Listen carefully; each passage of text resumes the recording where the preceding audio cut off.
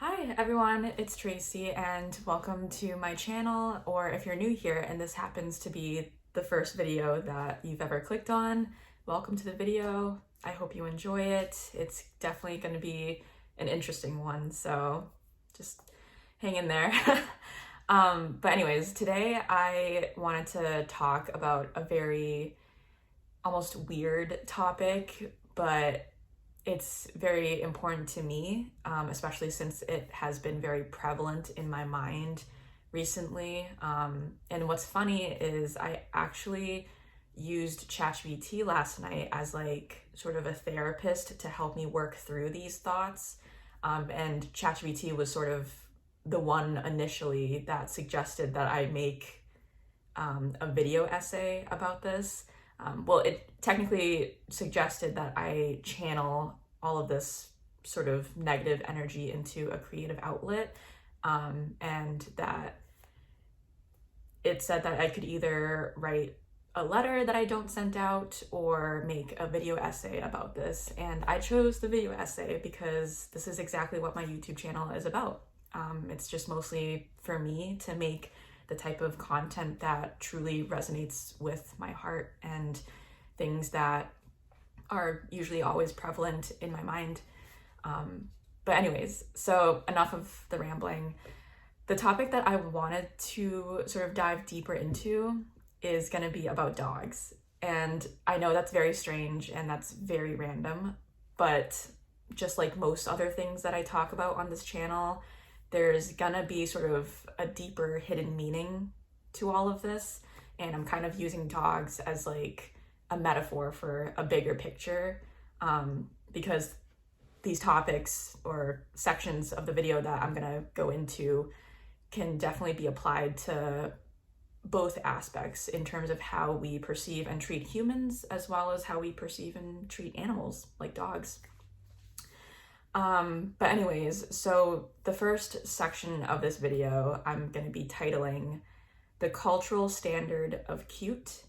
And I also want to apologize if I keep looking down. I have my laptop with me because I love having my notes, and it helps me sort of be able to concentrate on what I'm talking about so that I don't get off track or just start rambling about things that don't get my point across. So I'm going to be sort of looking down at my laptop a lot to sort of refer back to my notes. So I apologize if that kind of looks a little mechanic.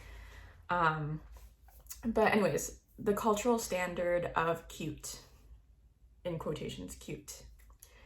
So I've always been someone who loves animals, especially dogs. I grew up owning many different dogs.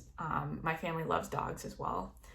But I don't only love dogs just as pets. I love them for who they are, for just them being our best friends. And I love them specifically for each of their individual, unique personalities. But lately, I've been thinking a lot about how we're always taught to love a certain breed of dogs more than other breeds, if that makes sense. A certain kind of dog more than others. And this certain mold of dogs that society sort of prefers are usually small, white, fluffy, with, bows in their hair. They're usually dainty. They're always clean and they're always pampered. You know the type of dogs that I'm talking about. But basically, these dogs are everywhere. They're on social media. They're in little handbags. They're basically, lap dogs. They're always in advertisements, and people usually describe them as being adorable, precious, cute. Even when, in my opinion, these dogs don't really tend to have any personality to them at all. They don't really seem to have a presence to them. They're kind of more seen as accessories to people, or like an extension of their humans. And I always find myself thinking, why do people think this is cute? Why is a dog who is kind of just an accessory to someone considered cute? It seems kind of lifeless in a way. But anyways, that's kind of just an introduction, and I'm gonna sort of get into my other points now. The next section of this video that I'm gonna be titling is the surface level appeal. So, to answer my previous question of me asking why do people find these types of dogs cute, part of it is definitely societal conditioning. Society has deemed or marketed these dogs just like how it's advertised and marketed other things in life, with a very specific aesthetic in mind. These dogs tend to fit neatly into the image of a woman who's polished, poised, and presentable at all times. So this dog sort of becomes an extension of that woman's branding, sort of like that poised and polished type of woman. And especially because of their small size and their baby-like features, they always have those big doe eyes and their soft, fluffy fur, their round faces. They usually activate something in our brains that makes us want to nurture them and protect them, almost like nurturing or protecting a human baby or a child. It's all psychological. But this societal and psychological conditioning doesn't make these dogs seem real to me. It just sort of makes these dogs easy for us to project onto, sort of project our insecurities or project our control onto them, because they generally tend to be very friendly and controllable, sadly. And if you can't really picture or imagine this type of dog breed that I'm talking about, you can Google Maltese dogs. And if you don't know what a Maltese dog is, I don't blame you, because I've never heard of this breed before in my life until about 2 years ago, when I first started dating my current partner, and he actually used to own a Maltese. Well, it wasn't his dog, it was his mom's dog. Or I guess she was kind of like the family dog, but it was the dog that his mom, owned and sort of took care of, and he would help take care of as well. But yeah, so I've never heard of Malteses before until dating my current partner and sort of seeing that he had owned one. But yeah, and if you don't know what Maltese dogs look like, they're just, the classic small, fluffy white lap dogs. Sometimes, they're pampered. They have little bows in their heads if they're a female. But definitely Google them if you've never seen them before, because I definitely have never seen Maltese dogs before until dating my current partner. So anyways, nothing against Maltese dogs and nothing against small lap dogs. I actually grew up having small dogs too. Like, I grew up having Chihuahuas and Terriers. So it's not like I'm choosing like a preference over the other. I think all dogs are great in their own way, but that's kind of sort of later on in the video. But the next section of this video is going to be titled "What I Find to be Beautiful in Both Humans and in Animals and Dogs."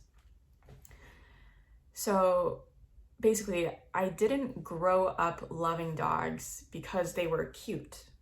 I love dogs because they're funny, they're chaotic, they're soulful, they're expressive, they're weird, they're wild, and they're insanely loyal and loving companions. My own dog growing up was actually a pit bull. Yeah, a pit bull. He was a big, scruffy looking dog with short fur. He was kind of loud and annoying sometimes, but he was super sassy, and I loved that about him. He was full of quirks and attitude, and he made me laugh every day. He had personality, and that's what made him feel so alive to me. And to me, I find that very beautiful, that spark, that energy, that personality. Because beauty to me isn't just about being tidy or quiet or well-behaved, like most of these lap dogs tend to be described as well-behaved or friendly. I think beauty is all about presence and soul and realness, that energy and that spark that I mentioned, sort of just all of the qualities that you would want to find in a best friend, you know, someone who's always there for you and someone that you can rely on. But you don't want someone who's lifeless and has no personality. You want them to be their own people too, to have their own personalities, but still sort of make the time to be there for you as a friend. And that's kind of the type of dogs that I tend to love. And especially, you know, owning a pit bull, they're full of energy, they're full of spark, they're so lively. And, you know, it makes me sad that pit bulls are usually the breeds that have the most stigma and stereotypes to them as being aggressive fight dogs. And they're usually the ones that get put in animal shelters, and they're always statistically the number one breed that gets euthanized the most, and no one ever really wants to adopt them, or people abandon them a lot, and it's really sad. But this is kind of leading into my next topic or section of the video that I'm titling A Critique of the Decorative Dog. So there are dogs out there who always get constant praise just for existing. You know, maybe like a poodle or a Maltese. They don't necessarily do anything memorable, and they don't really have any quirks to them. They wear bows and they fit in purses and in little dresses and costumes, and they don't make a mess. So people tend to call these types of dogs perfect. But the word perfect bothers me because perfection truly doesn't exist, and I don't think it should ever exist. But anyways, we tend to live in a world that overvalues quietness, obedience, and decorative femininity in both people and dogs. And when I see a dog that's adored for being cute, but has no actual personality, has no actual spark to it, I feel sort of disconnected with it. I just don't really think that resonates with me and what I find to be cute or loving. Because in my value system, I don't want to love something just because it's passive and polished. I don't think love should sort of just be given out so freely. Like, I think that, you know, love should be cultivated, and that's where I feel like there's a disconnect between me and sort of these like little decorative purse accessory dogs, because I feel like, I don't know, they don't really tend to have anything special about them except the fact that they can fit in tiny little dresses and costumes and, you know, prance around with little bows on their heads. No shade, again, no hate to those types of dogs and their owners. I think it's great if they truly bring you happiness, but this is sort of a metaphor. I'm not talking about just dogs here. This is a metaphor for humans as well, which I'm definitely going to get into in my next section, the bigger picture. So this whole conversation about dogs is actually in reality about people too, because we do the same thing with women, don't we? We praise the polished, the palatable, the non-threatening. We reward appearance, not essence or personality. But I believe that real beauty is imperfect. It's expressive, it's loud, it's honest, it's raw, it's uncontrollable. Whether in a woman or an animal, like a dog. So this video, I wanted to make this video as just, this is my love letter to all the soulful, scrappy mutts out there that people tend to overlook. The messy dogs, the big dogs, the weird dogs, the loud dogs, the ones with the crooked smiles, the dirty paws, the stubborn personalities, but the huge hearts. You don't have to be pretty to be loved. You just have to be you. And honestly, this goes for all of us. And I really do hope that this video resonated with any of you out there. I know it was definitely really weird to use dogs as like a metaphor for people. And I'm kind of tearing up right now because I love my dog so much, and it truly does make me sad that there's certain breeds of dogs out there that are favored over his kind, his breed, like a Maltese or a Shih Tzu or a poodle or whatever. You know, if they go out and they piss on someone's lawn, I don't think that person would ever bat an eye at them. They would just think, oh, it's whatever. It's just a cute little fluffy white dog. She's harmless. But when I walk down the street with my pit bull, and he gets dirty looks, or whenever people ask me, oh, what kind of dog do you have? And I say, I have a pit bull. They kind of tend to sort of make a face, or they furrow their eyebrows, or they sort of recede a little bit, and they seem almost kind of uncomfortable at the idea that I'm proud to own a pit bull.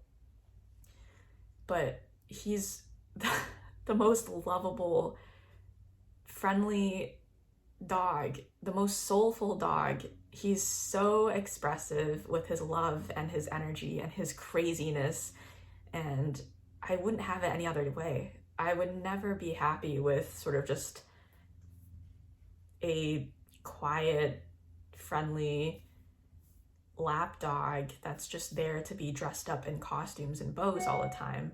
Like, I would prefer to have a companion in a dog, someone who's not just my pet to decorate, but someone who is my best friend, my family. And I swear, there's definitely certain breeds that get stigmatized more than others. Like when you think of a Maltese or a Shih Tzu versus a pit bull or a Rottweiler, like people, even if they think that they don't have biases or judgments or prejudice, they do. And this definitely goes for both humans and animals like dogs. There's definitely a preference for the more polished, fluffy, white fur, dainty looking dogs. But then when you see a pit bull or a Rottweiler, you're just like, ooh, that dog does not look cute. That dog does not look friendly. But how do you know that it's not friendly just from how it looks? I feel like we've definitely come a long way in terms of prejudice and biases for both people and animals, but there's still always going to be a slight sort of judgmental subconscious bias in our brains that we can't really seem to shake off for some reason. Well, for me, I definitely do prefer sort of the overlooked breeds like pit bulls than, you know, the more popular breeds like the Maltese or like the Shih Tzu or whatever. But I didn't want to make this video to hate on any breed of dogs or think that one breed is better than the other or more superior than the other. That's not what I'm saying at all. What I'm saying is basically using dogs and how we perceive and treat them as like a bigger picture metaphor with how we perceive and treat people as well. And this kind of ties into how we treat women, and we tend to value sort of women who give off this more polished beauty into the world rather than like the more raw and laid back and authentic women who pride themselves more on their personality and their interests.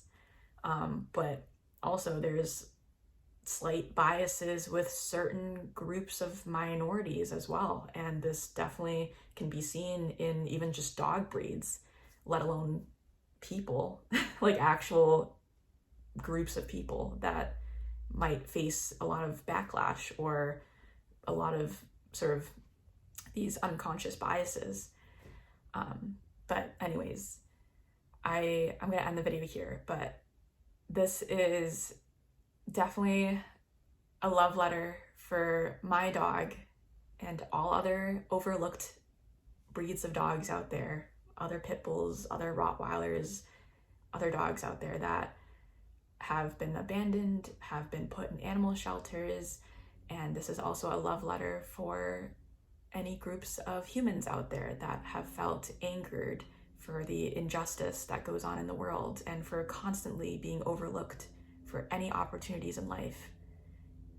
I just want to share that my heart and my thoughts go out to all of you. And I hope that this video resonates with at least one other person out there who might be coincidentally watching. But yeah, I want to preface that I don't hate any breed of dogs. I don't hate the small, breeds or Malteses or anything. I know I used Maltese a lot as like an example of, the type of dogs that I was referring to, but I kind of just wanted to use them as sort of like a reference for those of you watching so that you can easily Google it and picture in your head, like, okay, so that's the type of breed that she's referring to versus like a pit bull or something. And you'll definitely know what pit bulls look like. I'm actually planning on making the thumbnail of this video a picture of my dog, who's obviously a pit bull. So you'll definitely know what pit bulls look like when you click on this video, because he's going to be my thumbnail. So this video is going to be a very special one for me because I love him so much. I love him to death. His name is Georgie, by the way. But yeah, anyways, I'm just going to end this video here before I ramble on too much longer. But I hope I didn't rub anyone the wrong way by making this video. I know it was definitely a lot to unpack, and obviously no hate to anyone out there who owns a Maltese or owns like a Shih Tzu or whatever, like those small lap dogs. That's totally fine. I'm not making this video to cause any more hate into the world. That's not the point of this video. The point of this video is to acknowledge what society deems as lovable, but also shed light on what society tends to overlook. That's sort of the whole point of this video.